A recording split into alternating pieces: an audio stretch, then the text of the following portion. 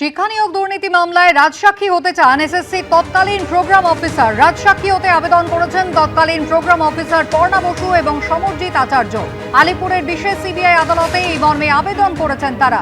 SSC group C, group D, নবম, দশম, একাদশ, দ্বাদশের মামলায় এরা রাজসাক্ষী হতে চান। কিভাবে দুর্নীতি হয়েছিল কোর্টকে জানাতে চান দুজনে।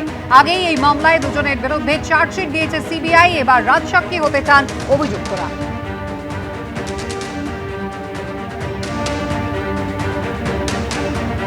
এই মুহূর্তের বড় খবর, রাজ্যসভায় ফের তৃণমূল শিবিরে বড় ধর। সুখেন্দু শেখর রায়ের পর এবার সুস্মিতা দেব রাজ্যসভা থেকে ইস্তফা দিলেন এবং সেই সঙ্গে দলের সমস্ত পদ থেকেই কিন্তু সরে দাঁড়ালেন সুস্মিতা দেব।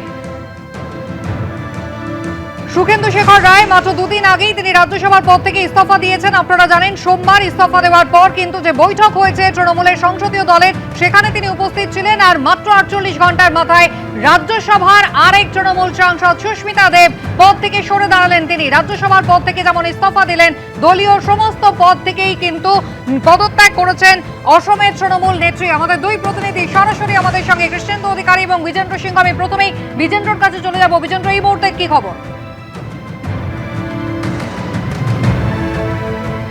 এই মুহূর্তে সব থেকে বড় খবর এটাই কুসুমিতা, কি তৃণমূল নেত্রী এবং প্রাক্তন মুখ্যমন্ত্রী দিল্লিতে রয়েছেন।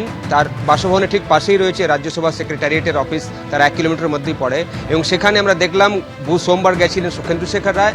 তিনি তার পদত্যাগপত্র জমা দিয়ে এসেছিলেন উপরাষ্ট্রপতি এবং রাজ্যসভার চেয়ারম্যানের কাছে।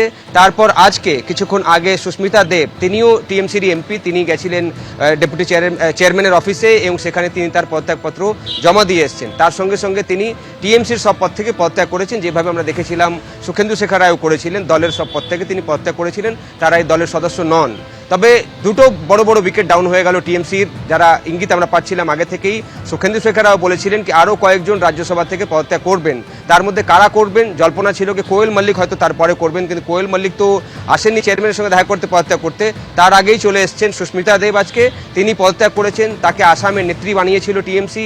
আসামে যে টিএমসি এগোবে, সেখানে তারা একটা বড় সংগঠন মজবুত করবেন, তাকে নেত্রী করা হয়েছিল। কিন্তু তিনি পদত্যাগ করে দিয়েছেন টিএমসি থেকে। এই ফলাফল আসার পর কয়েকদিন আগে অবধি আমরা দেখেছিলাম তিনি বলছিলেন কি তিনি টিএমসিতে থাকবেন এবং এই সময়ে তিনি টিএমসি ছাড়বেন না। কিন্তু যা আজকের খবর সেটা হলো সুস্মিতা দেব আর নন রাজ্যসভার মেম্বার, তিনি পদত্যাগ করেছেন।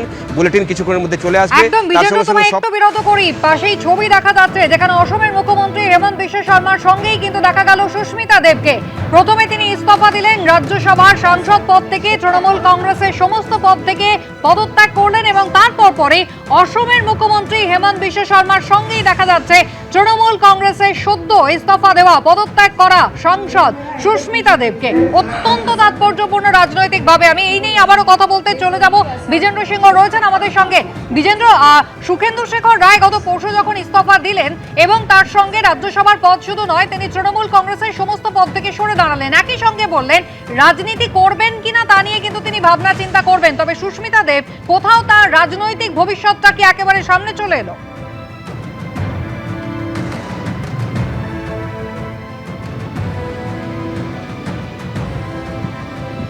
আসামে বিজেপির শিবিরেই হয়তো যাচ্ছেন, তবে সময়ের অপেক্ষা। শোনা যাচ্ছে বিজেন্দ্র বল। দেখো, সেই ইঙ্গিতই আমরা পাচ্ছি, যেটা যে কথাগুলো, যে ছবিটা আমরা দেখতে পাচ্ছি এই মুহূর্তে, যেটাতে সুস্মিতা দেব দেখা করেছেন অসমের মুখ্যমন্ত্রী সঙ্গে, হিমন্ত বিশ্ব শর্মার সঙ্গে। তিনি আজকে দিল্লিতে এসছেন। আজকে যেহেতু এনডিএর মুখ্যমন্ত্রীদের সঙ্গে মিটিং রয়েছে প্রধানমন্ত্রীর 3টের সময়, তার আগে আজকে দিল্লি এসছেন, যাকে এমনি সবাই মামা বলে, এবং মামার সঙ্গে দেখা করেছেন সুস্মিতা দেব।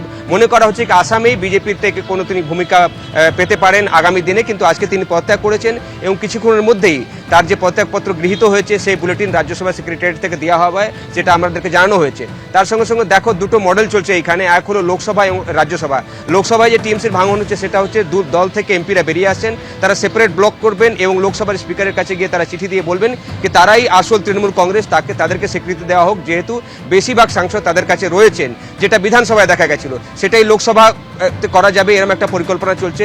প্ল্যান বি রয়েছে রাজ্যসভার জন্য। রাজ্যসভাতে রয়েছে এক এক করে রাজ্যসভার থেকে থেকে পদত্যাগ করবেন টিএমসি সাংসদরা। প্রথমে সুখেন্দু শেখর রায় পদত্যাগ করলেন, আজকে সুস্মিতা দেব করেছেন, আগামী কয়েকদিনের মধ্যে আরও কয়েকজন সাংসদ পদত্যাগ করবেন, যেটা সূত্র মারফত আমরা খবর পাচ্ছি। এবং যেটা এই মুহূর্তে যেহেতু পশ্চিমবঙ্গ বিধানসভাতেই তারা রাজ্যসভায় এসেছিলেন, পশ্চিমবঙ্গের বিধানসভার যা গণিত এই মুহূর্তে রয়েছে, এই যে পোস্টগুলো ভ্যাকেন্ট হচ্ছে সেই সব জায়গাগুলোতে এখন বিজেপির সাংসদরা আসবেন রাজ্যসভায়। অর্থাৎ একদিকে টিএমসির নম্বরগুলো কমছে, বাড়বে বিজেপির নম্বরগুলো রাজ্যসভায়। 13 থেকে 11 হয়ে গেল টিএমসি, এবং বিজেপির সংখ্যা কিন্তু বাড়বে যখন ভোট হবে পশ্চিমবঙ্গে রাজ্যসভার এই ভ্যাকেন্ট পোস্টগুলোকে ভরার জন্য। একদমই তাই বিজেন্দ্র। এবং সুস্মিতা দেব খুব উল্লেখযোগ্য, যেটা দেখা যাচ্ছে যে বিন্দুমাত্র সময় কিন্তু নষ্ট করতে তিনি রাজি নন। সবেমাত্র নিজের ইস্তফা পত্র তিনি দিয়েছেন রাজ্যসভার চেয়ারম্যানের কাছে, এবং যেমনটা আমাদের প্রতিনিধি জানালেন যে রাজ্যসভা সেক্রেটারিয়েটের পক্ষ থেকে কিছুক্ষণের মধ্যে একেবারে তারা অফিসিয়ালি জানাবেন সুস্মিতা দেবের এই পদত্যাগ সম্পর্কে। যদিও নিজের রেজিগনেশনটা দাখিল করার সঙ্গে সঙ্গে কিন্তু সুস্মিতা দেবকে দেখা গেল অসমের মুখ্যমন্ত্রী হেমন্ত বিশ্ব শর্মার সঙ্গে। অর্থাৎ রাজনৈতিক ভবিষ্যতের ছবিটা কিন্তু একেবারে স্পষ্ট করে দিলেন এতদিন তৃণমূল কংগ্রেসের রাজ্যসভার সাংসদ পদে থাকা সুস্মিতা দেব। এবিপি আনন্দ এগিয়ে থাকে, এগিয়ে রাখে।